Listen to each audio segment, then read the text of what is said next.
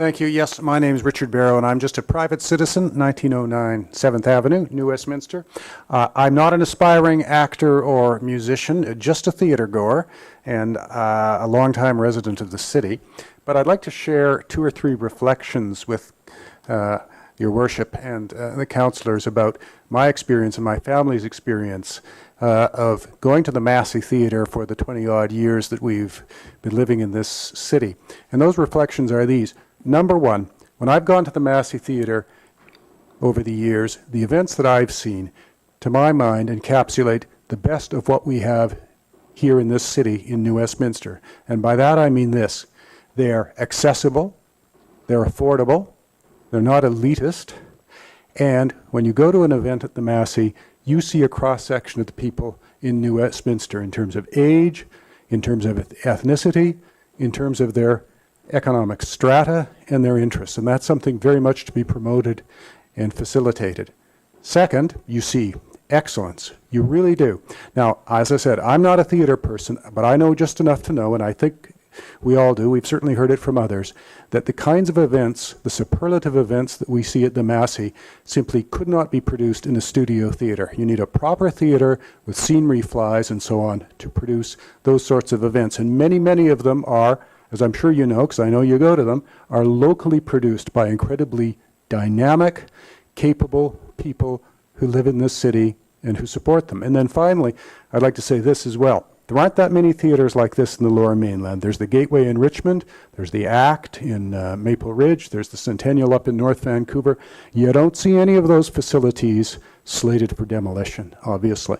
Now, in this case, it's unfortunate that this site comes with a whole bunch of historical baggage going back to the end of the Second World War, which presents an enormous challenge and will require a great spirit of cooperation between the city and the school board to deal with.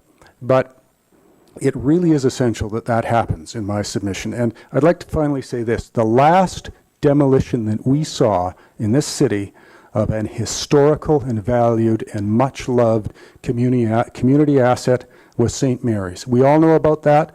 This room, there are lots of people here who fought against that. That was outside our community's control. That was outside our ability to deal with. This situation is not. And please, if we were to lose the Massey, it would be a grotesque, self-inflicted wound upon the body of the city, which, and I know that nobody wants to see this happen, but we must find a way to make sure that that does not occur, despite the historical baggage that this issue seems to come encrusted with. That's all I have to say. Good. Thank you, Richard.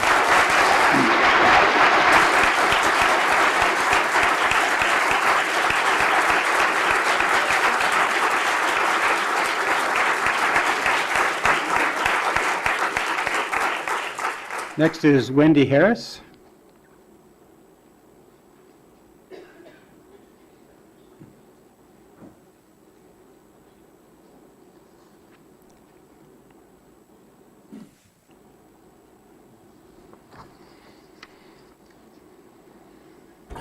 Hi, Wendy Harris, 505 5th Street. I was listening to the previous gentleman, and said the site comes with historical baggage and back to the Second World War, and where in fact it goes back to 1859, the founding of the city. I'm hoping that that the city and school board seems to be pitting each other as if they're separate entities, and yet our children are citizens of New Westminster, part of the city. And the theater is part of the city. The school, everything, school children, you can't separate the two things. I'm hoping that the city and the school board can also extend further beyond just what's here in the city. Look towards the provincial government. Go to the federal government. There's issues, everybody knows, with the site here, that even though the site, the 27 acres up there, which has been split off between what the city has title to, what the school board has title to, it was in fact 27 acres of public cemetery land. Where the Crown had that, the city didn't gain title to that property to 1914. the Douglas Road Cemetery section of the New Westminster Public Cemetery was in fact just 4.5 acres, and that didn't open until 1908. Prior to that, that whole south section of that property was cemetery land. That's where Massey Theatre is resting on, is cemetery land that was open for 48 years, 49 years. So I'm hoping before any decisions made on Massey Theatre is if we can actually do an investigation and do a study on that land, because I would hate to see something happen to the Massey Theatre where if it gets demolished, and officially, all those remains are supposed to be there, and there's an estimated 3,000 to 6,000 remains on that property.